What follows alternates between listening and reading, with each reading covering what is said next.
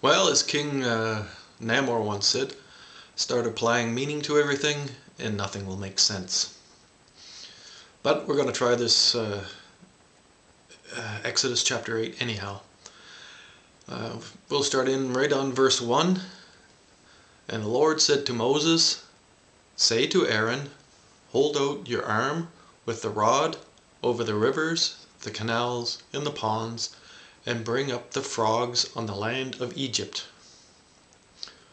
Alright, okay, first we have to remember the rivers were once turned to blood, a chapter or two ago, which obviously has to be seen as fiction. And frogs everywhere is also, it's hard to make it work. I mean, you could maybe think, okay, they're always playing with their rods, maybe they jerked off and sperm came out and that was a frog, but even that seems a little bit retarded. And of course the other option is it's just complete and utter bullshit. But let's go to verse 3 and see if the lords and the gods will inspire us any kind of meaning here. But the magicians did the same thing with their spells. Okay, they took their spells and they made frogs come out of the Nile and cover the land. Okay, the land was already covered with frogs, and then the magicians covered the land again with frogs. So we get the land covered with frogs twice.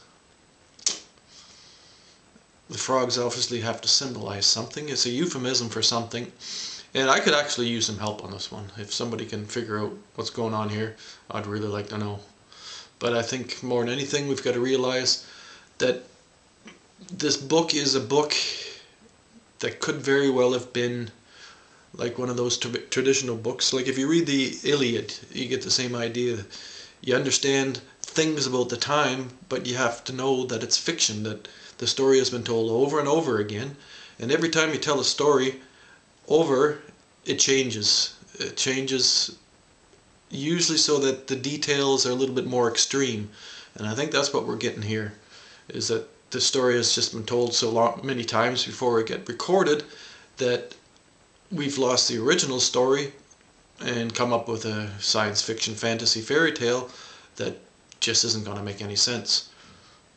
Verse 9, the frogs died. Okay, all the frogs all over, and they had them jumping on them. They were in this palace, they were in their food bowls, they were in their bathtubs, they were everywhere. All of Egypt was covered in frogs. And then Moses asked the Lord to stop with the frogs, and the frogs all died. Okay, so verse 10, and they piled them up in heaps till the land stinked. Till the land stank. Okay, so you got Egypt. It was covered in blood once, then covered in frogs, and now you get a big heaps of stinking, rotten, festering frogs. Now, whether or not that took a day or a month, we're not quite sure on this, but the next plague, after the frogs are rotting and festering, is lice. So verse 12, Aaron held out his rod. Again, he's always holding out his rod, or Moses holding out his rod. Everybody's hanging out their rod, holding out their rod. And he stamped on the ground, and out came a bunch of lice. Verse 13, all the dust of the earth turned to lice. And this was a trick that the pharaoh's magicians couldn't do. So we got Moses and Aaron doing a trick, but I mean, we've got a definite problem, and if all the dust is already turned into lice, how can the magicians turn any dust into lice? Because there's no dust left. I mean, all of the dust is lice. And well, if we had the lice, and everybody's head, all the animals were filled with lice, all the humans were filled with lice, and everywhere was lice. And then of course the Pharaoh said, okay, you can go on your trip, just don't go too far, get rid of these lice. And so Moses asked the Lord to get rid of the lice, and the Lord said okay, and the lice were all gone. Alright. then the next promise was, well, if you don't let us go, which of course he intended not to let them go.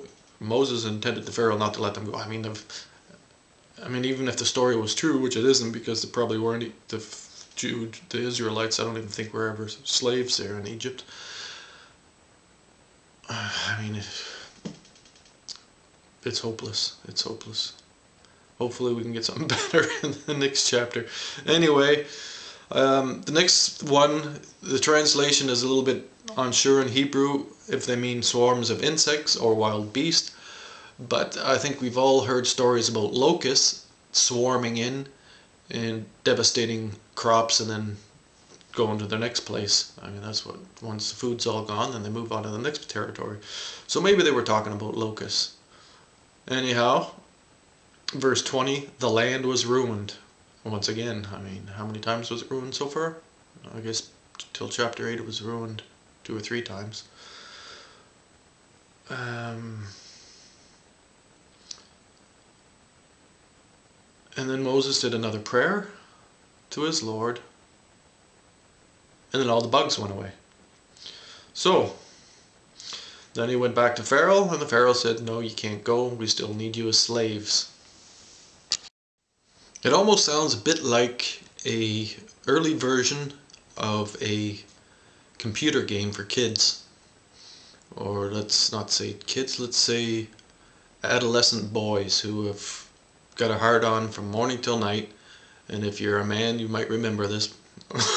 Or you might still be plagued with this problem. And I don't know, this whole idea of destruction and repeated destruction over and over, it's like they reset everything. Everything's reset. First you get your blood and everything, or everything is blood. So everything, I mean, all the animals are going to die.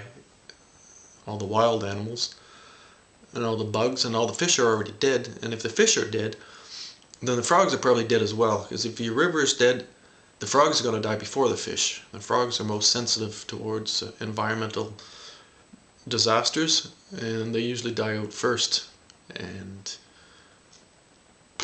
maybe that's a warning for us that our environmental disasters are going to get the frogs to jump out of the river. I don't know. I'm really at a loss with chapter 8. And I think it's best not to try to interpret it too much and just see it as a science fiction fantasy, and appreciate the fact that this book is written in such a way that it is impossible to believe it. And this chapter 8 of Exodus is so bloody impossible that anybody who believes it without question is probably being insulted by the writer. I think what's happening here is the writer is insulting the reader, and we, the believers, I mean, I'll pretend I'm a believer for a minute, or that I was raised to be a believer. If you're raised to be a believer and you're told to believe this, it's like being tested. It's like to see, are you stupid enough to believe anything we tell you? Because when it comes down to it, that is what our system says. Believe whatever we tell you and don't question authority. And this book has been used as the authority for the Western religions, and nobody has questioned it. Nobody has questioned whether or not frogs could jump out of a river that was already dead, and cover the land. I mean, has it ever really been noted that frogs have done this? There are stories about fish jumping out of the river and covering the beach, but those are seldom occurrences, and they usually occur when there's some bunch of poison in the water. So maybe the water was poisoned, and that's how we get our frogs. How you get lice? Well, I mean, if you get lice are there as soon as you get them. Lice. Everybody got lice, and they were gone. I'm sorry, I can't make this one make sense. We'll try again with chapter 9. And if you've got any sense for all this stuff in chapter 8, let me know.